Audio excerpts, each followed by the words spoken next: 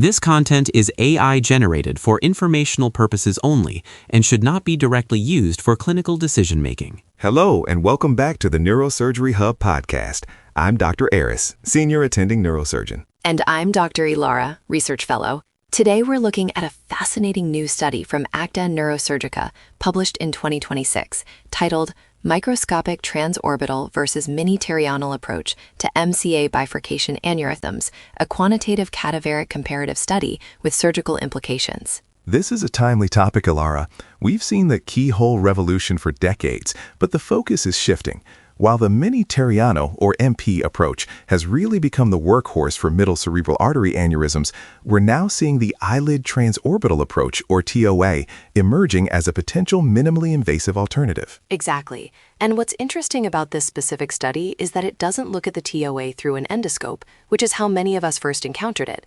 Instead, it looks at a purely microscopic microsurgical approach.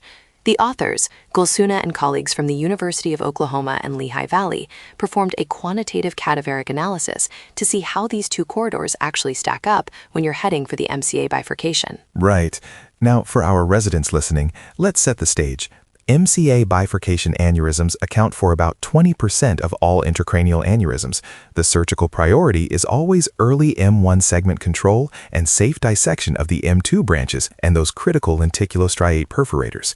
The MP approach is the gold standard because it's a direct, familiar route. So the question is, what does the TOA offer that might justify the added complexity of working through the orbit? To find out, the researchers used 5 lightly embalmed human cadaveric heads. They chose lightly embalmed specifically to simulate tissue pliability, which is vital when you're talking about retracting the globe. They performed both the MP and the TOA on each head, 10 approaches total, and used neuronavigation to measure specific surgical parameters. Let's talk about that TOA technique for a second. This wasn't just a simple lid incision. They used a modified one-piece orbital zygomatic craniotomy, right? Yes, it's what's often called the lateral TOA.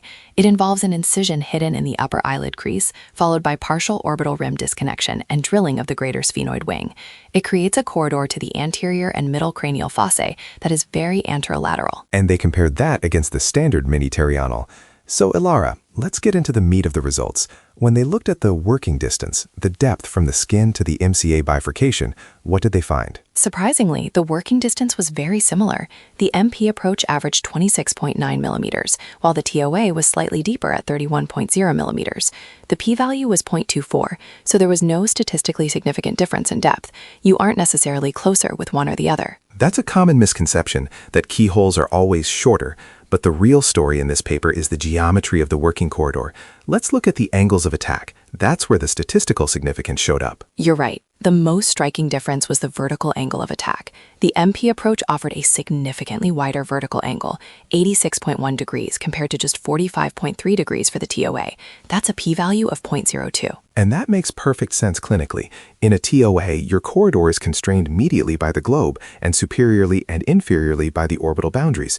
If you're a resident trying to maneuver a clip applier or a second suction, that 40-degree reduction in vertical freedom is going to feel very restrictive.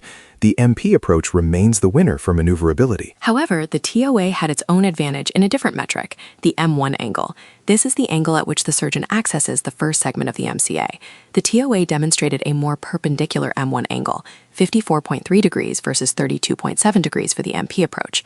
That was statistically significant with a p-value of 0.03. Now, for the practicing surgeons listening, let's dive deeper into why that M1 angle matters. When you're approaching an MCA aneurysm, you want your view of the M1 segment to be as perpendicular as possible to facilitate proximal control.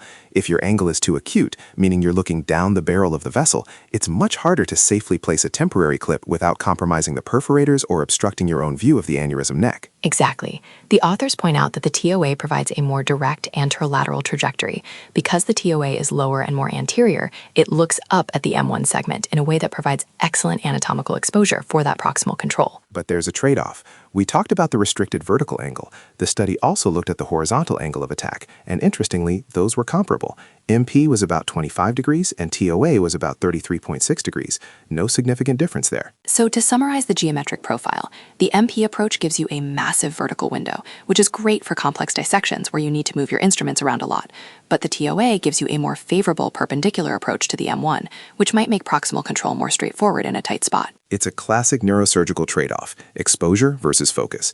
The paper notes that the TOA corridor is restricted medially by the globe, which limits instrument maneuverability.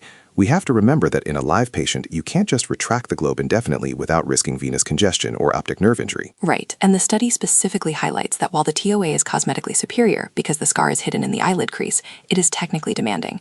They mention that reports on using TOA for MCA aneurysms are still sparse compared to its use in the anterior cerebral artery or optic segments. So where does this leave us for surgical planning?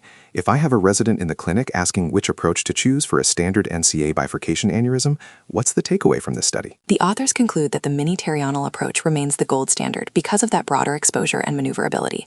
However, they argue that the microscopic TOA is a viable alternative that offers distinct anatomical advantages, specifically that perpendicular access to M1.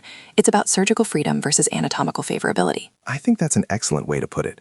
The TOA might be ideal for a patient who is highly concerned about the cosmetic outcome and has an aneurysm where the M1 segment anatomy is particularly well suited to that anterolateral trajectory. But if you're expecting a difficult dissection around the M2 branches, or if you need to work across multiple planes, the vertical freedom of the MP approach is hard to beat. One other thing to note for our listeners is the modified one-piece orbitozygomatic craniotomy used in the TOA group. By extending the craniotomy and drilling the greater sphenoid wing, the researchers were able to enhance the working corridor and degrees of freedom as much as possible for the transorbital wound. Even with those modifications, the vertical angle was still significantly narrower than the MP. It really highlights the inherent physical constraints of the orbit. You can drill all the bone you want, but the soft tissue, the globe, and the extraocular muscles is the ultimate limiting factor in the transorbital corridor. We should also mention the limitations of the study. It was a cadaveric study with a small sample size, 5 heads. While the latex injection helps visualize the vessels, it doesn't perfectly replicate the brain pulsation or the tension of an actual ruptured aneurysm. True, but these quantitative working geometry studies are the bedrock of skull-base surgery. They give us the hard numbers, the degrees, and the millimeters that we need before we try these approaches in the OR. This paper defines the geometric differences between these two routes with a level of precision we haven't seen before for this specific comparison. It definitely moves the needle. It's not just about saying an approach is possible, it's about defining why it might be better or worse for a specific task like proximal control. Precisely. Well, Alara, I think we've covered the key points. The MP approach for maneuverability, the TOA for M1 perpendicularity, and cosmetics. A great piece of work from the Oklahoma team. Agreed. If you want to see the full data tables and the beautiful dissection photos, check out the study in Acta Neurochirurgica. That's all for today's episode of the Neurosurgery Hub podcast. I'm Dr. Aris. And I'm Dr. Ilara. We'll see you next time. Keep learning and keep operating.